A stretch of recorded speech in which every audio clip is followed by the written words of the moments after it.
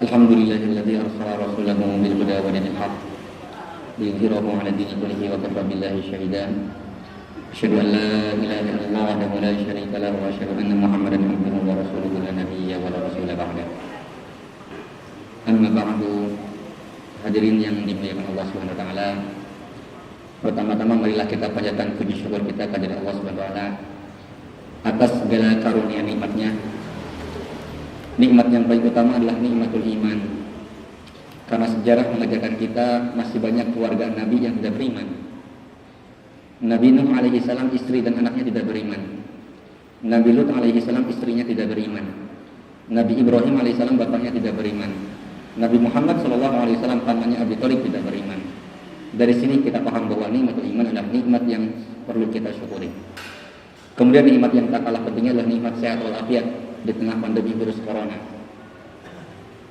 Dengan nikmat sehat ini, alhamdulillah kita bisa memasuki bulan suci Ramadan, sehingga kita diberikan kesempatan oleh Allah Subhanahu wa taala untuk melaksanakan ibadah bulan suci Ramadan, dan mudah-mudahan kita senantiasa dilindungi oleh Allah Subhanahu wa taala dan diberikan kesehatan agar kita bisa menunaikan bulan Ramadan secara sempurna. Amin ya rabbal alamin.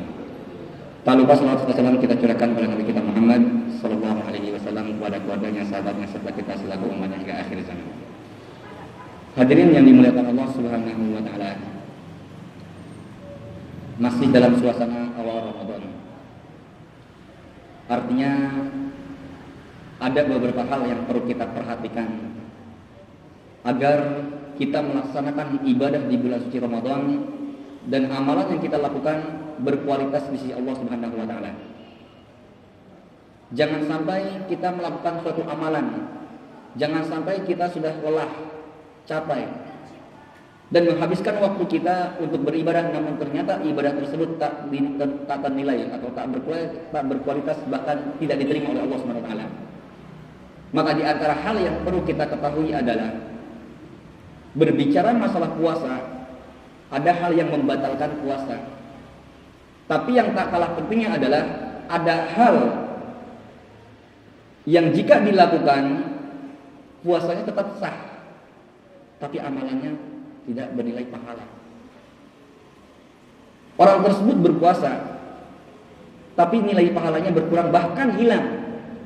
Dan di antara hal tersebut adalah yang bisa mengurangi kualitas pahala ibadah kita, bahkan menghilangkan nilai pahala ibadah kita, yaitu adalah al-hasad atau dengki atau iri. Kalau orang Sunda bilangnya syirik ya. Berbicara masalah dengki, iri ya, iri kepada orang lain, yaitu permasalahan yang sangat bahaya. Karena para ulama menjelaskan, di antaranya Syekhul Islam mengatakan ma min jasadin ma khala min jasadin min hasadin, yang artinya adalah tidak ada satu orang pun yang terlepas dari rasa dengki. Jadi berbicara masalah dengki, Pak, itu tidak mungkin kita hindari.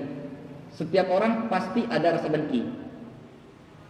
Namun yang perlu kita kaji adalah bagaimana sikap kita ketika bibit atau sifat dengki muncul dalam diri kita. Ini yang perlu kita kaji. Makanya para ulama menjelaskan, ma khala min jasadin min hasadin, tidak ada satu jiwa pun yang terlepas dari rasa dengki, iri. Akan tetapi fallaim yubdi, orang yang buruk, orang yang tidak baik, dia akan menampakkan kedengkian itu dengan menggibah, menggosip, menjelekan orang lain dan mengumbar aibnya. Wa ammal karimu, adapun orang baik, fayukhfihi, dia berusaha menyembunyikan dan melawannya. Permasalahan iri atau dengki atau hasad itu biasanya terjadi seprofesi, satu profesi. Misalnya bisnismen, kemungkinan besar irinya sama bisnismen lain. Tukang beca akan iri sama tukang beca biasanya. DKM masjid akan iri dengan DKM masjid lainnya. Ustadz akan iri dengan ustadz lainnya. Dan itu biasa. Kenapa? Apa definisi dengki? Dengki itu adalah berharap nikmat yang dimiliki orang lain itu hilang. Jadi kalau orang lain punya mobil, kemudian muncul dalam diri kita, baru mobil itu aja sombong, udah sombong. Itu udah dengki. Kenapa? Rasa kecemburuan dalam diri kita itu adalah dengki, itu iri. Para ulama menjelaskan, pembagian orang dalam masalah dengki ada 4 golongan. Ada 4 golongan manusia dalam masalah dengki atau dalam masalah iri. Yang pertama adalah orang yang berharap nikmat pada orang lain itu hilang dan direbut. Ini orang yang pertama. Berharap nikmat yang dimiliki orang lain itu hilang dan diambil oleh dia. Misalnya ada yang dapat jabatan, dia iri dan berusaha untuk menjatuhkan agar dia bisa duduk di tempat itu. Itu tipe orang yang pertama. Ini orang yang paling bahaya. Tipe orang kedua, dia berharap nikmat yang dimiliki orang lain itu hilang, tanpa berharap dia merebut nikmat tersebut. Ini juga sama bahaya. Tipe orang yang ketiga, dia tidak berharap nikmat itu hilang, tapi dia berharap dia bisa melewati orang tersebut. Supaya apa? Supaya dia bisa menyaingi bahkan melewati orang tersebut. Ini juga masih bahaya. Dan tipe orang yang keempat dalam masalah dengki adalah orang yang iri terhadap nikmat yang dimiliki orang lain. Dia tidak berharap nikmat itu hilang, tetap orang lain itu berharap tetap dimiliki, dan dia berusaha untuk mendapatkan nikmat tersebut tanpa ada rasa keburukan. Ini iri yang dibolehkan. Dalam bahasa Arab dinamakan ghibthah. Misalnya Masjid A ramai, kita panitia di sini berusaha untuk meramaikan tanpa ada harapan mudah-mudahan itu masjid sepi. Nah itu kita berharap masjid itu ramai dan kita juga ramai. Nah ini namanya fastabiqul khairat. Ini tidak mengapa-ngapa, ini tidak apa-apa. Tapi yang jadi masalah adalah masalah dengki, Pak. Dengki itu seperti api, sebagaimana dalam hadis. Ya hadisnya sahih, hadisnya dhaif, tapi maknanya sahih, maknanya benar. Dalam hadis dikatakan di riwayat Ibnu Majah bahwa dengki itu bagaikan api, yang mana api itu akan bisa atau melahap kayu bakar dengan cepat. Kalau ada api ditimbah atau diberikan kayu bakar, itu akan cepat hilang kayu bakarnya. Seperti itu dengki, Pak. Kalau dengki ada dalam diri kita, dengan hitungan cepat atau lambat, pahala kita akan hilang, kebaikan kita akan hilang. Kenapa? Karena ketika kita mulai dengki itulah bensin, ya, kalau bahasa kita ya. Dengki itulah kayu bakar. Ketika orang sudah mulai dengki dan dia tidak bisa melawannya, maka dia akan terdorong untuk melakukan dosa-dosa yang lainnya. Contohnya, menggibah. Baru punya mobil segitu aja sudah sombong. Baru jabatan segitu aja sudah sombong. Nah, ini dosa gibah. Yang mana gibah itu dalam surah Al-Hujurat surat 49 ayat 11 seperti orang memakan bangkai saudaranya. Orang yang gibah, yang menggosip, itu pada hari kiamat dia akan dipanggil. Kemudian pahala orang yang suka gibah ini akan diberikan kepada orang yang digibahi, yang digosipi. Kalau misalnya orang ini pahalanya sedikit, maka dosa orang yang dibicarakan ini akan dilemparkan kepada dia yang suka ngomongin orang. Ini bahayanya dengki. Jadi berbicara masalah dengki, Pak, sudah tidak mungkin kita hindari. Tapi yang perlu kita bahas adalah bagaimana kita melawan kedengkian yang ada dalam diri kita. Yang perlu kita pahami, dosa yang pertama kali terjadi di langit dan dosa yang pertama kali terjadi di bumi, yaitu dosa yang berawal dari kedengkian atau iri. Bukankah iblis? Iblis itu kenapa dikekalkan di neraka? Kenapa iblis divonis oleh Allah masuk ahli neraka? Karena iblis disuruh sujud, gak mau sujud kepada Adam. Dia iri kepada Adam. Dalam Al-Quran dijelaskan, ya, usjudu li Adam, sujudlah kalian semua ke Adam. Para malaikat bersujud, fasajadul malaikatu kulluhum ajmaun. Namun perlu digarisbawahi Bapak sekalian, sujud di sini bukan sujud ibadah ya. Jadi malaikat itu sujud ke Adam bukan berarti malaikat menyembah Adam, bukan. Tapi sujud pada syariat dulu itu sebagai bentuk penghormatan. Jadi jangan dipahami bahwa malaikat menyembah Adam. Tapi inilah bentuk penghormatan zaman dulu. Hanya saja ketika Nabi Muhammad datang, sujud dilarang kecuali hanya untuk Allah Subhanahu wa taala. Nah, ketika Allah memerintahkan pada malaikat dan semua penduduk langit sujud pada Adam, iblis enggak mau. Apa alasannya? Khalaqtahu min tin wa khalaqtani min nar. Khalaqtani min nari wa khalaqtahu min tin. Saya diciptakan dari api, Adam dari tanah. Oh, api lebih baik. Ana khairun minhu, kata iblis. Saya lebih baik daripada Adam. Enggak mau sujud dia. Iblis enggak mau sujud ke Adam karena dengki, karena iri. Itu kemaksiatan yang pertama kali terjadi di langit. Begitupun kemaksiatan atau dosa yang pertama kali terjadi di bumi, yaitu dosa dengki juga. Ketika anak Adam, namanya Qabil sama Habil, ketika keduanya suruh berzakat, berinfak dan sedekah, Habil bersedekah dengan apa yang dimiliki harta terbaik. Jadi Habil itu bersedekah dengan harta yang dimiliki harta terbaik. Tapi sebaliknya saudaranya ini, saudara kandungnya, Qabil, dia justru berinfak dengan sesuatu yang buruk, bersedekah dengan sesuatu yang tak layak. Padahal dalam Islam, Pak, kalau mau sedekah itu sedekah dengan yang terbaik. Jangan bersedekah dengan sesuatu yang buruk. Misalnya mau sedekah, mau infak korpak, dibukalah dompet 100.000 lewat, 50 lewat, 10.000 lewat. Nah, ada 1.000 tuh, dipilih tuh 1.000 yang paling lecek, paling sobek, baru masuk korpak. Nah, ini tipe orang yang kurang baik. Atau berbagi makanan, kalau makanan udah mau basi baru dibagiin. Atau beras yang sudah mau putuan baru dibagiin. Tidak boleh seperti itu. Dalam Al-Quran dikatakan, wala tayammamul khabitha tunfikuna walastum biakhirih. Jangan kalian berinfak dengan sesuatu yang kalian sendiri gak mau mengambilnya. Cuman masalahnya kita itu biasanya menginfak itu sisa. Padahal berinfak itu dengan sesuatu yang terbaik, bahkan dengan sesuatu yang kita cintai.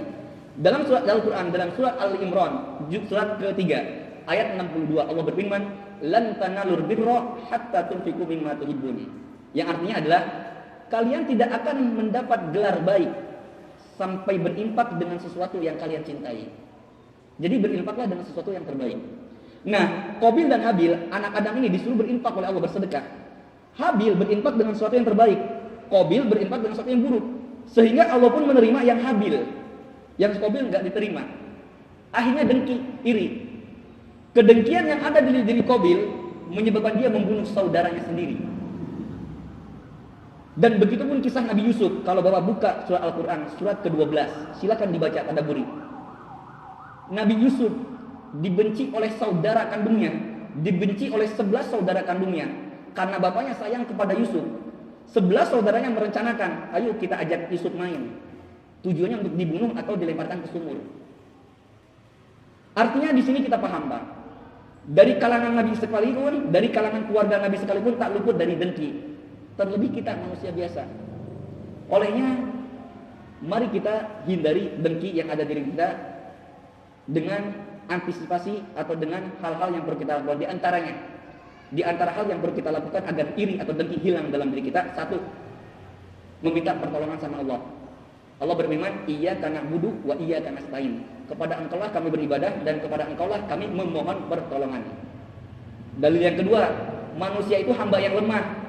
Dalam surat An-Nisa, surat keempat ayat 29, wa khuliqal insanu dha'ifa. Manusia itu hamba yang lemah. Makanya minta doa sama Allah agar diberikan kekuatan bisa melawan dengki. Yang kedua, cara untuk menghindari iri adalah tanamkan dalam diri kita sifat qanaah. Apa itu qanaah? Qanaah itu menerima terhadap apa yang Allah berikan pada diri kita. Kalau Allah berikan rezeki segini, bersyukur. Itu qanaah, mensyukuri terhadap apa yang Allah berikan pada diri kita.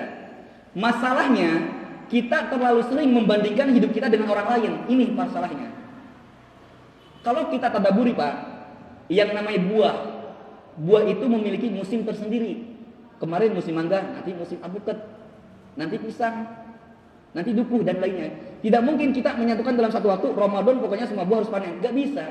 Setiap buah itu memiliki proses tersendiri, memiliki musim tersendiri, dan setiap kita memiliki jatah rezeki yang sudah ditakar oleh Allah Subhanahu wa taala.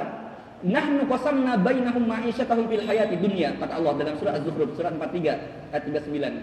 Kami telah bagikan jatah rezeki kalian dalam kehidupan dunia ini. Wa rafa'na ba'dahum fawqa ba'din, dan telah kami angkat sebagian dari kalian daripada yang lain. Untuk apa? Liyattakhidha ba'dhum ba'dan sukhriya, agar saling berbagi, bukan bersaingan masalah dunia. Jadi problem kita adalah kita terlalu sering membandingkan diri kita dengan orang lain. Oke, kalau kita mau membandingkan diri kita dengan orang lain silahkan, tapi dengan catatan. Dalam masalah duniawi, bandingkanlah diri Bapak dengan orang yang di bawah Bapak. Hari ini kita punya mobil, mobilnya suka mogok. Bersyukur, masih ada orang yang belum punya mobil, punya motor misalnya. Hari ini kita punya motor, belum dibayar pajak, suka mogok. Bersyukur, masih orang yang belum punya motor, bahkan gak punya kaki. Syukur itu, Pak. Jadi permasalahan kita terlalu sering membandingkan diri kita dengan orang lain, Dan kita lupa bersyukur terhadap apa yang Allah berikan pada diri kita. Kemudian yang terakhir, di antara hal yang perlu kita lakukan agar dengki hilang, yaitu bersyukur yang tadi sampaikan. Imam Syafi'i mengatakan dalam masalah qanaah yang tadi, Imam Syafi'i mengatakan suatu nasihat yang perlu kita ingat. Idza ma kunta dza qalbin qana' fa anta wa malikud dunya sawa. Yang artinya adalah kalau Anda memiliki sifat qanaah, qanaah itu merasa cukup dengan apa yang Allah berikan. Fa anta wa malikud dunya sawa. Kamu dengan raja itu enggak ada bedanya. Maksudnya adalah para raja, para pemimpin mereka bahagia, senang dengan harta, kekayaan yang melimpah ruas. Tapi orang yang memiliki sifat qanaah dalam dirinya, dia akan tenang, bahagia dengan apa yang ada dalam dirinya. Dia tidak akan iri pada orang lain. Mudah-mudahan kita semua dilindungi oleh Allah Subhanahu wa taala dari bara bahaya sifat dengki, iri maupun sifat-sifat buruk lainnya. Agar kita beramal kepada Allah dan amal kita berkualitas. Yang sangat-sangat kita khawatirkan, Pak. Yang sangat-sangat kita khawatirkan. Kita sangat merasa dekat kepada Allah dengan amalan yang kita lakukan selama ini. Tapi ternyata amalan kita hangus tanpa kita sadari.